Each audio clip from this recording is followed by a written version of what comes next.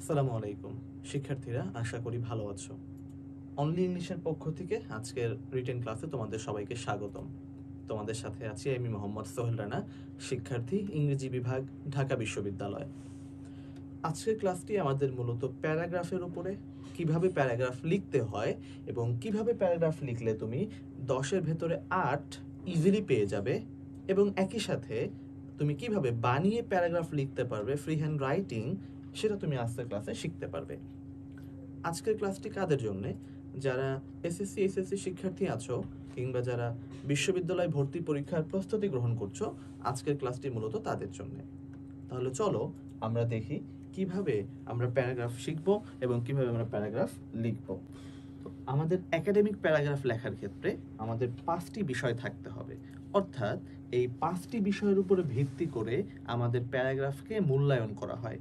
Teacher যখন খাতা দেখবেন তখন তিনি এই 5টি বিষয় দেখবেন আছে কিনা, এবং নাম্বারিং, সাপোজ আমাদের তো 10 নাম্বার থাকে প্যারাগ্রাফের জন্য, তো আমাদের 10 নাম্বার এই 5টি বিষয়ের উপরে ভিত্তি করে নির্ভর করে নাম্বারিং করা হয়। তাহলে আমাদের সেগুলো কি? সর্বপ্রথম আছে আমাদের স্ট্রাকচার। আমাদের প্যারাগ্রাফের সবচেয়ে গুরুত্বপূর্ণ টপিক হচ্ছে স্ট্রাকচার, কারণ স্ট্রাকচার যদি আমি মেনটেন না করি তাহলে আমাদের লেখাটা একাডেমিক হবে না এবং লেখাটা একটা পারফেক্ট লেখা হবে না।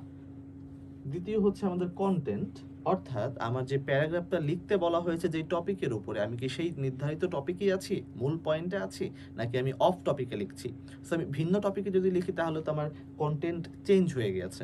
সো কন্টেন্ট মোটামুটি সবারই ঠিক থাকে। এরপরে তৃতীয়ত হচ্ছে আমাদের কোহ্যারেন্স। কোহ্যারেন্স হচ্ছে আমাদের পূর্ববর্তী সেন্টেন্সের সাথে পরবর্তী সেন্টেন্স, আগের আইডিয়ার সাথে পরের আইডিয়ার যে ধারাবাহিকতা থাকা, সঙ্গতি থাকা, মিল বজায় থাকা, টেন্সগত মিল বজায় থাকা, এই সব বিষয়গুলো হচ্ছে কোহ্যারেন্স।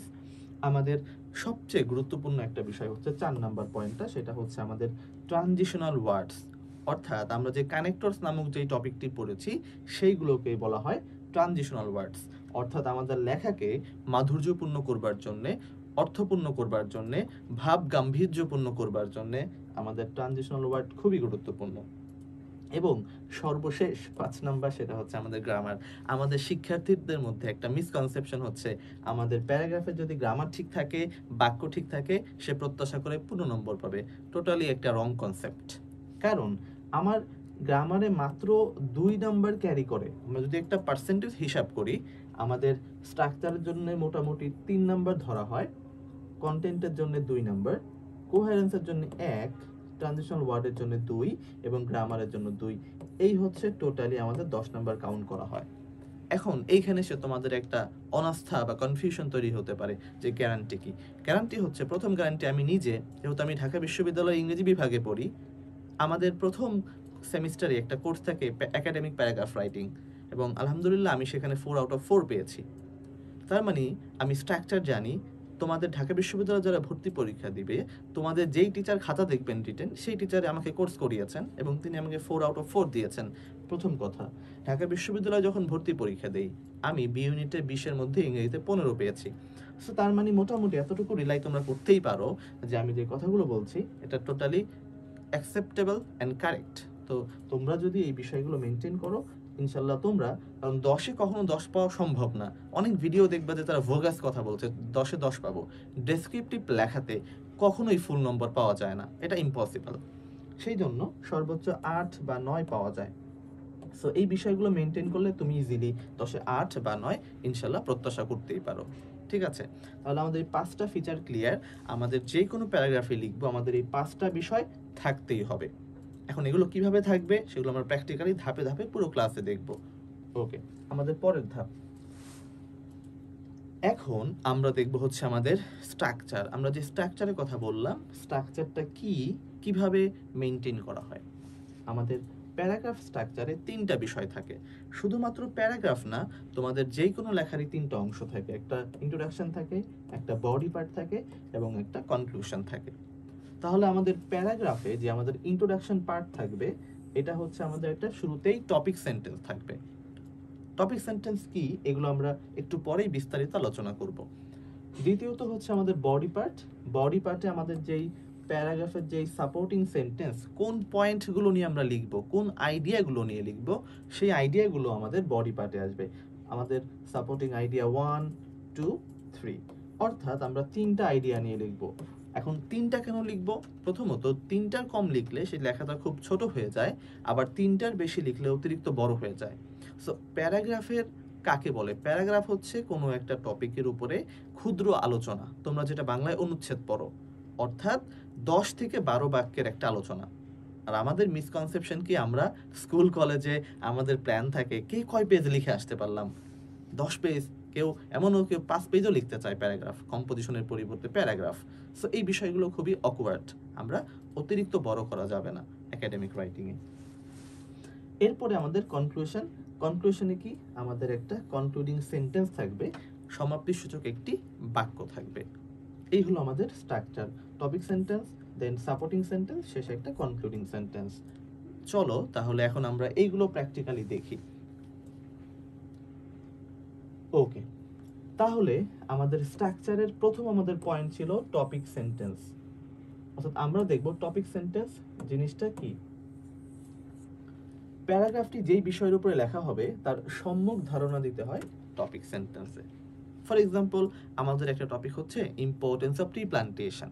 তাহলে ট্রি প্লান্টেশনটা কেন গুরুত্বপূর্ণ, কোন কোন কারণে, ধরো আমি 3টা-4টা কারণ নিলাম, সেই কারণগুলো আমার এখানে বলে দিতে হবে, এবং তখন আমাদের এটা টপিক সেন্টেন্স হবে। দ্বিতীয় হচ্ছে আমাদের সাপোর্টিং সেন্টেন্স। অর্থাৎ আমরা যে 3টা বা 4টা কারণ নিলাম, পয়েন্ট নিলাম, কি কি কারণে ট্রি প্লান্টেশন ইম্পর্টেন্ট, গুরুত্বপূর্ণ, সেইগুলো আমার সাপোর্টিং সেন্টেন্সে আলোচনা আসবে।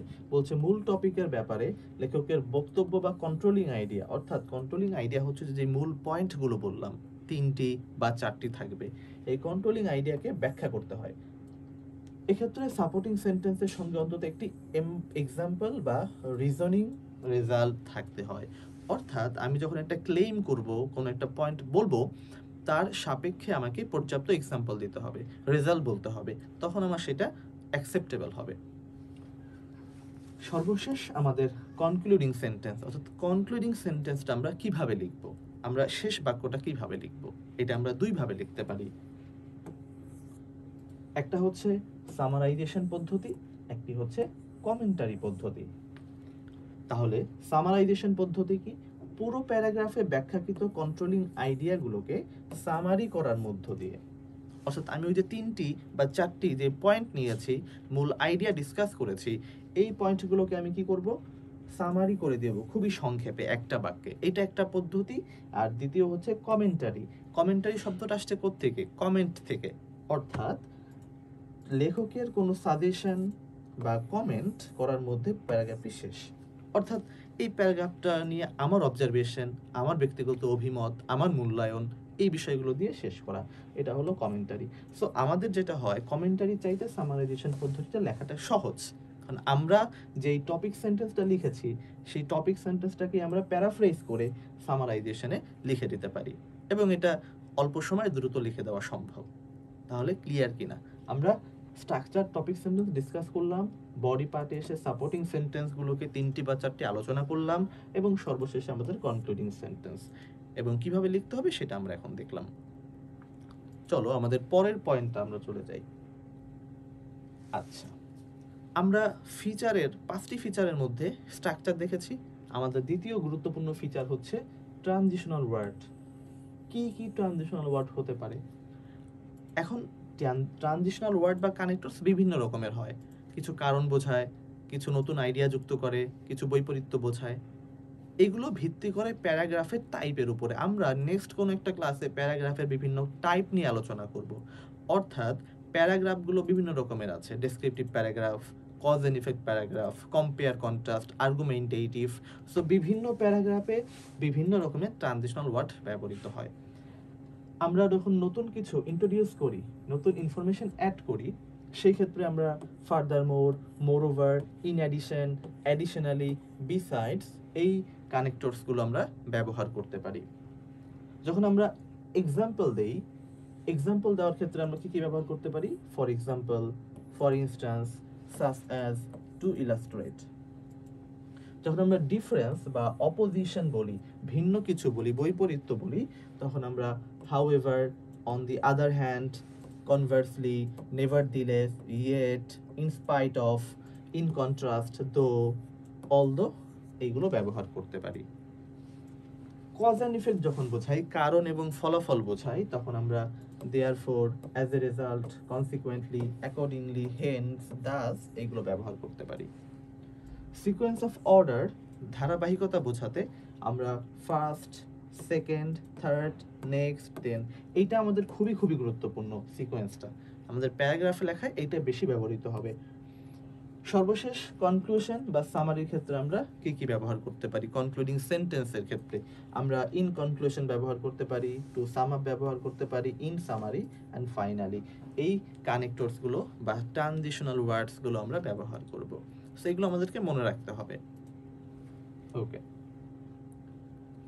সো আমরা শুরুতে যে 5টা ফিচারের কথা বলেছি, আমরা তার পূর্ণাঙ্গ একটা ধারণা পেলাম। আমরা স্ট্রাকচার শিখলাম, আমরা কন্টেন্ট তো জানি, আমরা কোহেরেন্সও পারলাম, আমাদের নতুন টপিক ছিল ট্রানজিশনাল ওয়ার্ডস, সেটা কোনগুলো হয় দেখেছি, এবং আমরা কিভাবে ব্যবহার করব আমরা এখন সেটা দেখব। তার আগে আমরা যে নর্মালি গতানুগতিক ওয়েতে আমরা যেভাবে প্যারাগ্রাফগুলো লিখি স্কুল কলেজে বা স্টিল যারা ভর্তি পরীক্ষা দেয় তারাও যে প্যারাগ্রাফগুলো লিখি আমাদের ট্র্যাডিশনাল পদ্ধতিতে শিখে এসে, সেই রকম একটা প্যারাগ্রাফ এখানে আমরা দিয়েছি। আমরা নাম দিয়েছি রংলি রিটেন প্যারাগ্রাফ, কারণ এটা তো সঠিকভাবে লেখা হয়নি, স্ট্রাকচার মেনটেন করে লেখা হয়নি। তাহলে আমরা কেন রংলি বলছি? প্রথম কথা, আমরা মনে রাখবো টাইটেল দেওয়ার ক্ষেত্রে, আমাদের টাইটেলটা যদিও এখানে আমরা ঠিকভাবে লিখেছি, অনেকেই টাইটেল দেওয়ার ক্ষেত্রে যেটা করে, যে বিষয়টা, টাইটেলের ক্ষেত্রে কেউ এখানে ট্রি প্লান্টেশনকে টিটা ছোট হাতের লেখে, পিটাকে ছোট হাতের লেখে। মনে রাখবা টাইটেল সব সময় ক্যাপিটালাইজড হয় শুধুমাত্র article, preposition, conjunction. Article, preposition এবং কনজাংশন, এই 3টা বিষয় ব্যতীত অন্যান্য সমস্ত পার্টস অফ স্পিচ শব্দ সবসময় ক্যাপিটাল লেটার হবে। অর্থাৎ ইম্পর্টেন্সের আই বড় হাতের হবে, টি প্লান্টেশনের টি বড় হাতের হবে, প্লান্টেশনের পি বড় হাতের হবে। কখনোই ছোট হাতের শব্দ দিয়ে লেখা যাবে না। ইভেন শুধুমাত্র প্যারাগ্রাফে না, তোমাদের কমপ্লিটিং স্টোরি বা অন্যান্য যেই টপিকেই তোমরা টাইটেল দিবা, এই ফরম্যাটটা স্মরণ রাখবে। আচ্ছা, খেয়াল করো, এখানে বলছে tree plantation means planting trees more and more. Trees help in maintaining the ecological balance.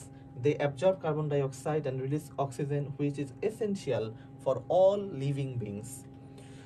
They also provide shelter to numerous species, thus preserving biodiversity. Trees offer various gifts to humanity, such as fruits, timber, medicinal herbs that contribute to economic and social well-being. Trees act as a natural shield against environmental hazards. They prevent soil erosion, reduce floods, and moderate the climate. Therefore, tree plantation not merely an act of greenery, but a crucial step toward protecting the planet, ensuring a sustainable future for the coming generation. খেয়াল করো, আমরা বলেছি 5টা বিষয় থাকতে হবে। প্রথম বিষয় হচ্ছে আমাদের স্ট্রাকচার। খেয়াল করো, এখানে কোনো স্ট্রাকচার মেনটেন করা হয় নাই, কোনো টপিক সেন্টেন্স পাচ্ছি না আমরা শুরুতে, যেটা দেখে আমরা বলবো যে আমাদের কোন কোন পয়েন্টগুলো নিয়ে আলোচনা করব সেইগুলো এখানে বলা আছে। দ্বিতীয় বিষয় খেয়াল করো, আমার টপিক ছিল ট্রি প্লান্টেশন এবং আমার কন্ট্রোলিং আইডিয়া ছিল ইম্পর্ট্যান্ট। আমাকে ট্রি প্লান্টেশন নিয়ে লিখতে বলা হয় নাই কিন্তু, তো আমি লিখতে পারবো না গাছ কত রকমের, গাছ কিভাবে জন্মায়, গাছ কিভাবে রোপণ করতে হয়, এগুলো আমি এখানে বলতে পারবো না। আমাকে প্যারাগ্রাফ স্পেসিফিক্যালি কন্ট্রোল করে দেওয়া হয়, এটাকে বলা হয় কন্ট্রোলিং আইডিয়া। ঢাকা বিশ্ববিদ্যালয়ে 19 সাল থেকে 19-20 সেশন থেকে রিটেন শুরু হয়েছে। তোমরা দেখবা এই পর্যন্ত যে 6টি প্যারাগ্রাফ এসেছে, এর মধ্যে প্রত্যেকবারই প্যারাগ্রাফের টাইটেলগুলোতে কন্ট্রোলিং আইডিয়া থাকে। যেমন প্রথম বছর এসেছিল significance of the 7th March speech, 7ই মার্চের ভাষণের গুরুত্ব, তাহলে সেখানে সিগনিফিক্যান্স ছিল কন্ট্রোলিং আইডিয়া। এরপরে আসলো consequences of Covid on tourism, তাহলে কনসিকুয়েন্স ফলাফল চেয়েছে। লাস্ট 2 বছরে কি আসলো দেখো, ইম্পর্টেন্স অফ গুড ম্যানার্স, তাহলে ম্যানারের গুরুত্ব চাচ্ছে।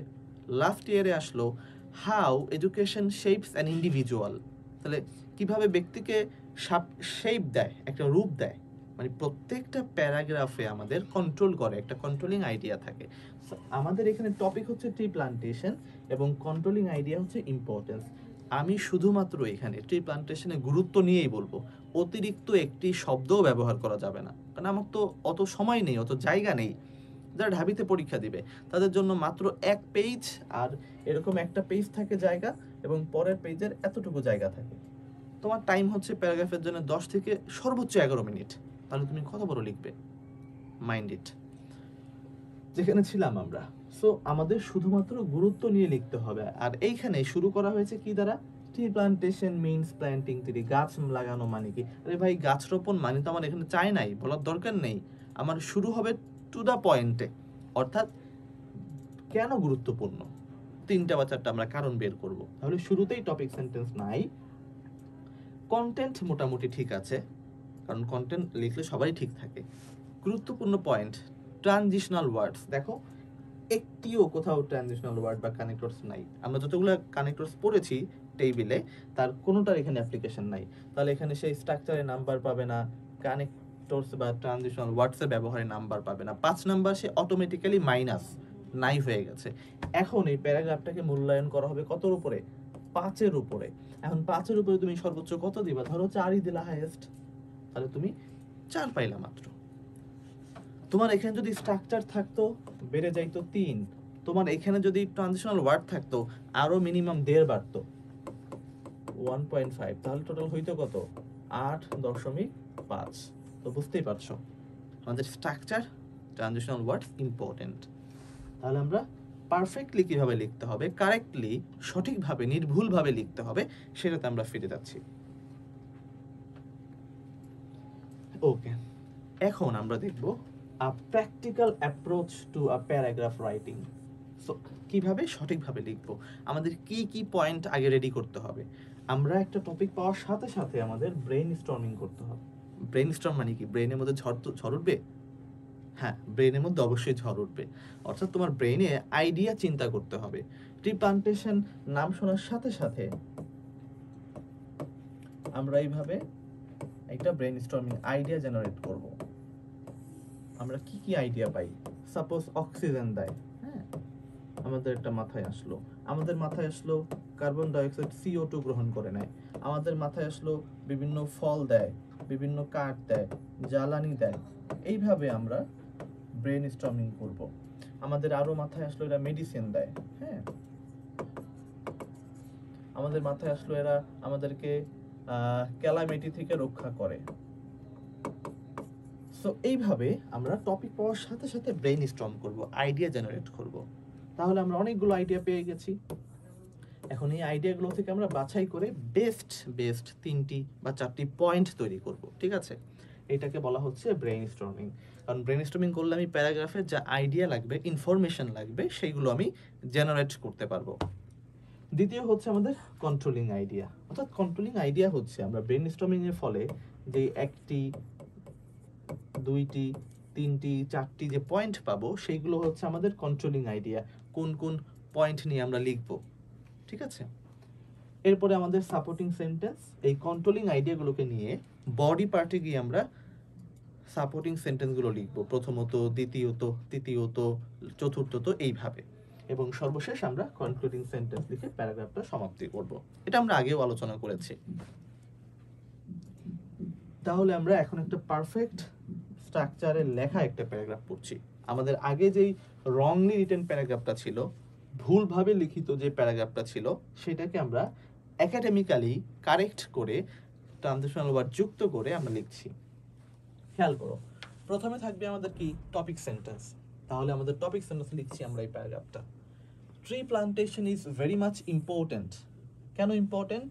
Because of maintaining ecological balance, 1 number point, providing various elements, দ্বিতীয়ত, and protecting from natural calamities, এটা আমাদের 3 নাম্বার আইডিয়া। তাহলে আমরা ব্রেইন স্টর্মিং এর ফলে 3টি আইডিয়া নিয়েছি। প্রথম আইডিয়া হচ্ছে এটা ইকোলজিক্যাল ব্যালেন্স মেনটেন করে, দ্বিতীয়ত আমাদের ভেরিয়াস এলিমেন্টস প্রোভাইড করে, এবং তৃতীয়ত এরা প্রোটেক্ট করে আমাদেরকে বিভিন্ন প্রাকৃতিক দুর্যোগ থেকে। তাহলে আমার পারফেক্ট টপিক সেন্টেন্স। এখন যে কেউ যে টপিক সেন্টেন্সটা যখনই পড়বে সে বুঝে যাবে আমার টপিক কি, ট্রি প্লান্টেশন। আমার কন্ট্রোলিং আইডিয়া কি, ইম্পর্টেন্ট। কেন ইম্পর্টেন্ট? কারণ বিকজ অফ একটা আমার কানেক্টরস। কি কি কারণে? ইকোলজিক্যাল ব্যালেন্স এক নাম্বার কারণ, 2 নাম্বার প্রোভাইডিং ভেরিয়াস এলিমেন্টস, তৃতীয়ত প্রোটেক্টিং ফ্রম ন্যাচারাল ক্যালামিটিস। এখন টিচার বুঝবে আমি এই 3টি পয়েন্ট আমি বডি পার্টে আলোচনা করব। এই জন্যে টপিক সেন্টেন্সটাকে বলা হয় ম্যাজিক্যাল সেন্টেন্স। অর্থাৎ টিচার একটি সেন্টেন্স পড়ে বুঝে যাবে আমার পুরো প্যারাগ্রাফে কি আছে। দ্বিতীয় বিষয়, টপিক সেন্টেন্সে যখন আমি এই 3টা পয়েন্ট বলে দিয়েছি, আইডিয়া বলে দিয়েছি, আমি কিন্তু বডি পার্টে গিয়ে নতুন কোনো আইডিয়া অ্যাড করতে পারবো না। আমি শুরুতেই ডিসক্লেইমার দিয়ে দিয়েছি, স্যার আমি এখন এই 3টা পয়েন্টের আলোকে, কারণ আরও অনেক কারণ আছে ট্রি প্লান্টেশনের, বাট আমি এই 3টি পয়েন্ট বাছাই করেছি, এখন আমি এই 3টি পয়েন্টের আলোকে আলোচনা করব। ক্লিয়ার? আশা করি সবাই বুঝতে পেরেছ। তাহলে আমরা বডি পার্টে চলে আসলাম। আমাদের সাপোর্টিং সেন্টেন্স 1, সাপোর্টিং সেন্টেন্স 1-এ আমাদের ছিল ট্রি, এক নম্বর ছিল ইকোলজিক্যাল ব্যালেন্স মেইনটেইন করে। বললাম trees help in maintaining ecological balance. আমি এখানে খুবই সহজ ভাষায় লিখেছি যাতে তোমরা বুঝতে পারো। তো কারণ একবার বুঝে গেলে নিজেরা পরে ভারী ভারী শব্দ ব্যবহার করে, ভারী ভারী সেন্টেন্স ব্যবহার করে লিখতে পারবা। বাট একটা বিষয় সর্বশেষ তুমি মাথায় রাখবে, খুব ভারী ভারী শব্দ, জার্গন, ভোকাবুলারি ব্যবহার করলেই নাম্বার পাওয়া যায় না। টিচাররা সবসময় চায় স্টুডেন্টের কাছে একটা সম্মানজনক শব্দ, মানে মোটামুটি একটা শব্দ তুমি পারলেই হলো, বাট লেখাটা যাতে নির্ভুল হয়। সো ইট ডাজেন্ট ম্যাটার যে তুমি কত ভারী ভারী শব্দ ব্যবহার করছো, কঠিন কঠিন শব্দ ব্যবহার করছো, এটা মাথায় কোনোদিন রাখবে না। সো আমরা লিখলাম সহজ ভাষায় trees help in maintaining ecological balance. আমরা দাবি করলাম। এখন আমরা বলেছিলাম যে আমরা যখন সাপোর্টিং সেন্টেন্স দাবি করব এরপরে আমাদেরকে এক্সাম্পল দিতে হবে। তাহলে আমরা এক্সাম্পল দিচ্ছি। কি বলছি? Trees absorb carbon dioxide and release oxygen which is essential for all living beings. যে গাছ হচ্ছে অক্সিজেন দেয়, কার্বন ডাইঅক্সাইড শোষণ করে নেয়, যেটা হচ্ছে সমস্ত প্রাণীর জন্য ইম্পর্টেন্ট। আরও একটা সেন্টেন্স বললাম, they also provide shelter to numerous species and thus preserving biodiversity. এইভাবে জীব বৈচিত্র্যকে রক্ষা করে। তাহলে বিষয়টা প্রমাণিত হলো। যারা ডিবেট করেছো, কেউ যদি ডিবেট করো, ডিবেটের শুরুতে আমাদের ক্লেম করতে হয় এবং ক্লেম করার পরে আমাদের প্রমাণ দিতে হয়। সো প্যারাগ্রাফটা ওয়ান কাইন্ড অফ আর্গুমেন্ট। আমি বললাম স্যার এটা আমাদের ইকোলজিক্যাল ব্যালেন্স মেনটেন করে। কিভাবে করে? আমি এখন এক্সাম্পল দিতে হবে, সেই এক্সাম্পলটা আমরা দিলাম। সেম ভাবে আমাদের দ্বিতীয় আইডিয়া কি ছিল? বিভিন্ন আমাদের গিফট দেয়, এলিমেন্টস দেয়। তাহলে দেখো বলছে trees offer various gifts to humanity. আমাদেরকে বিভিন্ন রকমের গিফট দেয়, উপহার দেয়। কি কি? Such as fruits, timber, medicinal herbs and that contribute to economic and social wellbeing. এটা আমরা ক্লেম করলাম, আমাদের এক্সাম্পল দিতে হবে। চলো আমরা এক্সাম্পল দিচ্ছি। Many people earn their livelihood by in wood related business. So অনেক মানুষ কি করে, এই যে কাঠ দিচ্ছে, জ্বালানি দিচ্ছে, এগুলো ব্যবহার করে তারা জীবিকা নির্বাহ করছে, তাদের সংসার চালাচ্ছে। এটা একটা গুরুত্বপূর্ণ বিষয়। ফলগুলো বিক্রি করে তারা জীবিকা নির্বাহ করছে, এই সব বিষয়। আমাদের তৃতীয় সাপোর্টিং সেন্টেন্স ছিল কি? আমাদের আইডিয়া ছিল এরা আমাদের প্রাকৃতিক দুর্যোগ থেকে রক্ষা করে। তাহলে আমরা বলছি trees act as a natural shield against environmental hazards. So প্রাকৃতিক দুর্যোগের বিরুদ্ধে এরা একটা প্রতিরোধক হিসেবে কাজ করে, বাধা শক্তি হিসেবে কাজ করে। চিন্তা করো তো আমাদের সুন্দরবনের কথা, যদি না থাকতো দক্ষিণের জেলাগুলোর অবস্থা কি হইতো? বরগুনা, বাগেরহাট, পটুয়াখালী, এই জেলাগুলো কি ভয়ঙ্কর অবস্থা হইতো। যখনই ঘূর্ণিঝড় হয় সুন্দরবন এটাকে দুর্বল করে দেয় গাছগুলো, যখন বন্যা হয় পানিকে বাধা দেয়। সো তখন উপকূলগুলো আমাদের রক্ষা পায়। সো ঠিক একইভাবে গাছগুলো আমাদের কাজ করে। আমরা এক্সাম্পল দিতে হবে আমাদের। সো আমরা এক্সাম্পল দিচ্ছি যে they prevent soil erosion, reduce flood, বন্যাকে কমিয়ে দেয়, মাটি ক্ষয় রক্ষা করে, অ্যান্ড মডারেট দ্য ক্লাইমেট, জলবায়ুকে মডারেট রাখে। তাহলে হ্যাঁ, এখন প্রমাণিত হলো এরা আমাদেরকে প্রাকৃতিক দুর্যোগ থেকে রক্ষা করে। তাহলে আমরা 3টা সাপোর্টিং সেন্টেন্স 3 ভাবে বললাম, প্রত্যেকটার আন্ডারে আমরা এক্সাম্পল রেখেছি। সর্বশেষ আমাদের কনক্লুডিং সেন্টেন্স, আমরা সামারাইজেশন পদ্ধতি থেকে প্রেফার করি, লেখাটা সহজ, আমরা সেই পদ্ধতিতে লিখেছি। Trees are very vital part of our life for educational balance, different gifts and protection from disasters. So তিনটা পয়েন্টকে আমরা প্যারাফ্রেজ করে সংক্ষেপে লিখে দিয়েছি, আমাদের প্যারাগ্রাফ শেষ। তাহলে দেখতেই পারছো যে আমরা খুব সহজেই একটা প্যারাগ্রাফ লিখে ফেললাম। আগে ব্রেইনস্টর্ম করে আইডিয়া পেয়েছি, আইডিয়াটাকে দিয়ে কষ্ট করে একটা টপিক সেন্টেন্স লিখেছি, টপিক সেন্টেন্স লেখা মানে আমাদের 80% কাজ শেষ। শুধু দেখে দেখে ম্যাথের মতো ইকুয়েশন মেলাবো, 1 নম্বরে পয়েন্ট বলবো, 2 নম্বর পয়েন্ট বলবো, 3 নম্বর পয়েন্ট বলবো এবং কনক্লুশন টানবো। অনেকে বলতে পারো ভাই প্যারাগ্রাফ তো একটা প্যারায় হয়, আপনি এখানে কতগুলো প্যারাগ্রাফ করছেন। আমি এটাকে তো প্যারাগ্রাফ আদলে লিখি নাই, এটাকে জাস্ট একটা আউটলাইন ভেঙে ভেঙে দেখিয়েছি যে কিভাবে আমরা ধাপে ধাপে কাজগুলো করব। এখন এই সেম বিষয়টাকে আমরা যখন একটা প্র্যাকটিক্যাল রিয়েল লাইফ প্যারাগ্রাফে লিখবো খাতায়, একটা সিঙ্গেল প্যারাতে, সেইটা কি হবে। আরেকটা বিষয় লক্ষ্য করো, এখানে কিন্তু আমি একটাও ট্রানজিশনাল ওয়ার্ড ব্যবহার করি নাই পয়েন্টগুলোতে, শুধুমাত্র উপরে বিকজ অফ একটা আছে। তাহলে ট্রানজিশনাল ওয়ার্ডস এবং প্যারাগ্রাফ ফরম্যাটে এটা রিয়েল প্যারাগ্রাফ কি হবে সেটা আমরা এখন দেখলে আমাদের প্যারাগ্রাফের কাজ শেষ। পারফেক্ট, আমরা পেয়ে গেছি। সো আমাদের টাইটেলের ক্ষেত্রে আবার রিমাইন্ড দিচ্ছি, টাইটেলগুলো সবসময় প্রেপোজিশন, আর্টিকেল এবং হচ্ছে কনজাংশন, তিনটা বিষয় ব্যতীত সবগুলো সবসময় ক্যাপিটালাইজড হবে। আমরা রেখেছি ইম্পর্টেন্স, অফটা প্রেপোজিশন, অফটা প্রেপোজিশন, এই জন্য ছোট হাতের, ট্রি বড় হাতের, প্লান্টেশন বড় হাতের। টাইটেল নিয়ে ভুল করবে না কেউ, টাইটেলটা আমরা মিডল অ্যালাইনমেন্টে সবসময় মাঝখানে রাখার চেষ্টা করব। তাহলে পড়ছি আমরা, tree plantation is very much important because of maintaining ecological balance, providing various elements and protection from natural calamities। আমাদের ওই যে আগে যে সেন্টেন্সগুলো পড়েছি ওইগুলোই আছে।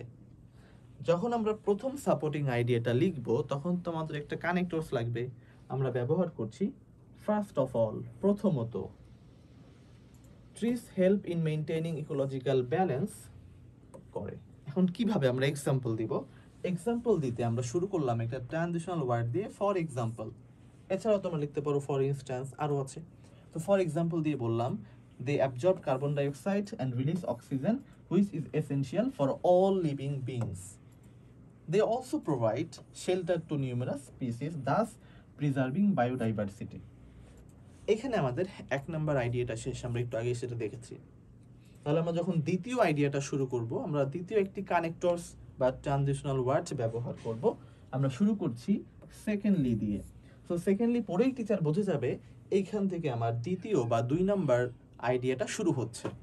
আমরা বলছি trees offer various gifts to humanity such as, আরেকটা কানেক্টরস এক্সাম্পল দিতে বাক্যের মধ্যে, মনে রাখবা কানেক্টরসে বাক্যের মধ্যে যখন তুমি উদাহরণ দিবা তখন তুমি সাচ অ্যাজ অথবা লাইক ব্যবহার করো, আর যখন বাক্যের শুরুতে এক্সাম্পল দিবা তখন হচ্ছে for example, for instance, two illustrate, এগুলো ব্যবহার করতে হবে।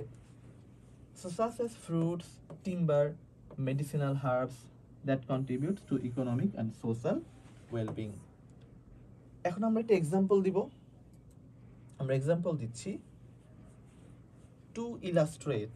টু ইলাস্ট্রেট মানে হচ্ছে উদাহরণস্বরূপ, for example many people earn their livelihood by wood related business. তাহলে এখানে আমাদের দ্বিতীয় পয়েন্টটি শেষ। আমাদের তৃতীয় পয়েন্ট এবং সর্বশেষ পয়েন্ট, যেহেতু সর্বশেষ পয়েন্ট আমরা থার্ডলি বলবো না, আমরা এটাকে লাস্টলি বলছি, সর্বশেষ। সো টিচার লাস্টলি দেখেই বুঝে যাবে আমরা এখন তৃতীয় পয়েন্ট নিয়ে কথা বলছি। Trees act as a natural shield against environmental hazards. উদাহরণ দিব এক্সাম্পল, বলছি ফর ইনস্ট্যান্স। খেয়াল করো 3বার উদাহরণ দিতে 3 ধরনের কানেক্টরস ব্যবহার করেছি। প্রথমবার ব্যবহার করেছিলাম ফর এক্সাম্পল, দ্বিতীয়বার টু ইলাস্ট্রেট, তৃতীয়বার ব্যবহার করলাম ফর ইনস্ট্যান্স। তোমরাও চাইলে একটা ফরম্যাট, এই সেম ফরম্যাটটা অ্যাপ্লাই করতে পারো, কারণ মজার বিষয় আমাদের স্টুডেন্ট একটা নিজেদের খুব পাণ্ডিত্য জাহির করার জন্যে নতুন নতুন স্ট্রাকচার ফলো করতে চায়। ভাই মনে রাখবা, পরীক্ষায় টিচার একটা প্যারাগ্রাফ দেখবে, তোমার একটা আউটপুট দেখবে, সে জানবে না তুমি কয়শোটা স্ট্রাকচার জানো। সো তুমি একটা স্ট্রাকচার পারফেক্টলি মাস্টার হও একটা স্ট্রাকচারে, এটা দিয়ে লেখো বারবার, তোমার স্ট্রাকচার মাথায় ঢুকে যাবে, তুমি নির্ভুলভাবে পরীক্ষায় লিখে আসবা, 8-9 পেয়ে যাবা। সো হোয়াট, সো তুমি চাইলে এই সেম ফরম্যাটটা ফলো করতে পারো। For instance, they prevent soil erosion, reduce floods and moderate the climate. আমাদের এখানে তৃতীয় আইডিয়া শেষ। তাহলে আমাদের বডি পার্ট শেষ, আমাদের সর্বশেষে কি লিখতে হবে, আমাদের কনক্লুডিং সেন্টেন্স। তাহলে আমরা একটা সমাপ্তিসূচক ট্রানজিশনাল ওয়ার্ড বা কানেক্টরস ব্যবহার করব। আমরা এখানে ব্যবহার করছি to sum up. To sum up, তোমরা চাইলে ইন সামারি, ইন কনক্লুশন ব্যবহার করতে পারো। সো টু সাম আপটা সুন্দর আমার কাছে, এই জন্য এটা ব্যবহার করলাম। Trees are very vital part of our life for ecological balance, different gifts and protection from disasters. আমাদের প্যারাগ্রাফ লেখা শেষ। সো আরেকবার একটু নোটিস করো সংক্ষেপে। আমরা শুরুতে টপিক সেন্টেন্স দিয়েছি, আমাদের তিনটে আইডিয়া আছে। আমরা বডি পার্টে ফার্স্ট অফ অল বলে প্রথমটা, সেকেন্ডলি বলে সেকেন্ড পয়েন্ট, লাস্টলি বলে লাস্ট পয়েন্টটা আলোচনা করেছি। প্রত্যেকটার আন্ডার এক্সাম্পল দিয়েছি এবং সর্বশেষ আমরা সমাপ্তিসূচক বাক্যকে টু সাম আপ দিয়ে শেষ করেছি। এবং এইভাবে আমাদের প্যারাগ্রাফটা আমরা শেষ করলাম। এবং 100%লি এটা একটা একাডেমিক প্যারাগ্রাফ এবং এটা লিখলে টিচার আউট অফ 10 যেহেতু দিবে না, 8 বা 9 দিতে সে বাধ্য। তো তাহলে মোটামুটি আমরা প্যারাগ্রাফে একটা মাস্টারি অর্জন করলাম, আমরা একটা পাণ্ডিত্য অর্জন করলাম। আশা করি তোমরা যখন রেগুলার প্র্যাকটিস করবে, একটা বিষয় মনে রাখবে, রিটেন কোনোদিন থিওরি পড়ে হয় না। ক্রিকেট খেলা যেমন বই পড়ে হয় না, সাইকেল কীভাবে চালাতে হয় বই পড়ে শেখা যায় না, একইভাবে প্যারাগ্রাফ লিখতে গেলে তোমাকে প্র্যাকটিক্যালি প্রচুর পরিমাণে লিখতে হবে। তুমি যখন 10টা 20টা 30টা প্যারাগ্রাফ লিখবে, তখন তোমার দখলে আসবে, কারণ তোমার বাক্য ভুল হবে, সেন্টেন্স সাথে থেকে ভুল হবে। বারবার লিখলে এই সমস্যাগুলো কেটে যাবে। তো আশা করি তোমরা স্ট্রাকচারটা বারবার দেখে, ক্লাসটাকে রিপিট করে, বারবার পজ করে কোন জায়গাটা কিভাবে লিখতে হবে তোমরা ফোকাস করো এবং বারবার লেখার চেষ্টা করো। আর এরপরে যদি অসুবিধা হয়, আমাদের যেই পেজ আছে বা আমাদের হোয়াটসঅ্যাপ নাম্বার আছে, আমাদের এখানে নক দাও। চাইলে তোমরা তোমাদের লেখাও দেখাতে পারবে। আমাদেরকে নক দাও, কমেন্ট করো, কিংবা মেসেঞ্জারে নক দাও, হোয়াটসঅ্যাপে নক দাও, আমরা তোমাদেরকে ফিডব্যাক দিব, এতটুকু আশ্বস্ত করছি। আর তাহলে মোটামুটি ঠিক আছে, আমরা প্যারাগ্রাফ ক্লাসটা আজকে এই পর্যন্তই, এখানেই শেষ করছি। আশা করি তোমরা উপকৃত হবে এবং কমেন্টে জানাবে আমাদের ক্লাসটি তোমাদের কেমন লেগেছে এবং তোমরা এরপরে কোন টপিকের উপরে ক্লাস চাও তোমরা কমেন্ট বক্সে লিখবে, আমরা সেই ক্লাস নিয়ে চলে আসবো। সো সবাই ভালো থাকো, সুস্থ থাকো, আল্লাহ হাফেজ, আসসালামু আলাইকুম।